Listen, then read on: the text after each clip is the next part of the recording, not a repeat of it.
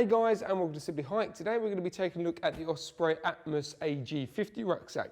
This rucksack is going to be ideal if you're going to be doing your Duke of Edinburgh, maybe a bit of wild camping, as well as backpacking around the world. Anyway, let's take a closer look at its features, shall we? So the first thing you'll notice, it's got a nice traditional shape and design to it, but there is quite quirky features to it as well, which obviously I'm going to go through now for you. The first thing I'm going to show you is just the top entry point of the bag itself. So if I just take the lid off, you've got your traditional toggle system on the back there, on the top. Just pull that open and that's just going to open up the main bag. Now on the inside, as you can see, you've got your compression strap on the inside there. So pull that in and so that's just going to hold everything in. Normally that features on the outside, but Osprey have popped that on the inside. And then the storage itself on the inside is pretty much just like your traditional standard rucksack. You've got your hydration bladder pocket in there, so that pops in there. The bladder itself actually goes through this hole here, and then just pops out the back there. Due to the central nature of the bladder itself, does mean you can put the hose on either strap as well to suit your needs. But other than that, that's pretty much the standard on the inside. Now what you will notice, you do have an adjustable, another flap on the front there. So if you don't want to use the top pocket, you can actually use this this pocket itself.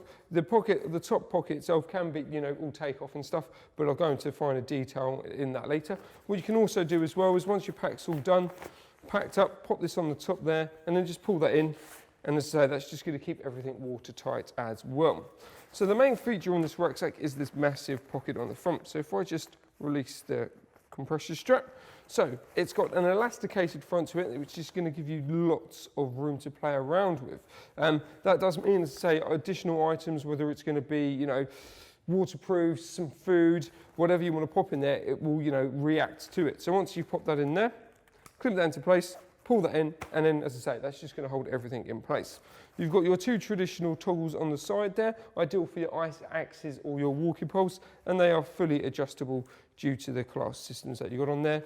And then, as I say, all they do, they just hook in the bottom section on there as well. As I say, very standard bit of kit. On the sides as well, you'll notice you've got compression straps on there, so once all the gear's in there, pull that in, and then, hey presto, that's just going to hold the gear in. And then you've got the bottom entry as well. So if I just open that up.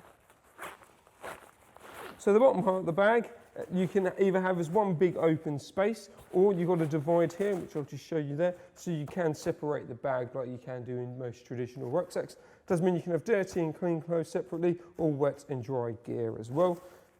As I say, that just stores away nicely in the bottom section now. Anyway, let's take a look at the top. Now, I said you can actually take the top part of the rucksack off and then use the additional hood for the jacket. And how did you do that?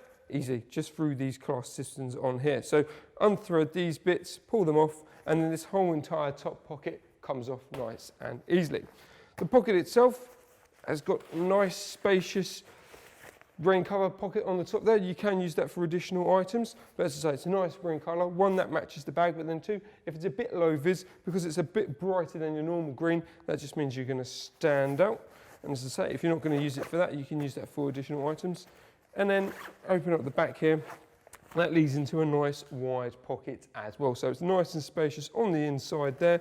You've got tons of room. If you're all about, if you're all about top storage on there, this is definitely a bag to look out for. Now, the real key feature with this rucksack is the anti-gravity system that you see in here.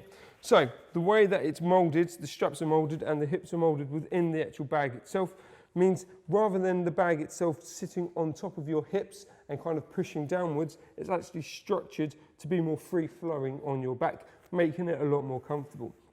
So if you are doing a lot of trekking, and you're going to be carrying a lot of weight on your back, this sort of structure here is going to make it a lot more comfortable for you. And then also just due to the framing as well, means it's going to offer a lot more breathability as well. So I'd say it ticks all the boxes. Other than that, you've got your standard chest collar system on there, your emergency whistle, and then you can obviously adjust it either side. And you've got the runners on the side there, so you can obviously adjust the chest strap accordingly to suit your needs. You've got the anti-gravity system as well in the straps on the back there, as well as some flow designs on the bottom as well. You've got an additional toggle system on here as well. This is made for your walking poles, so if you don't want to attach your walking pole to the front part of the bag or the back part of the bag, you can have one hanging off the side there as well.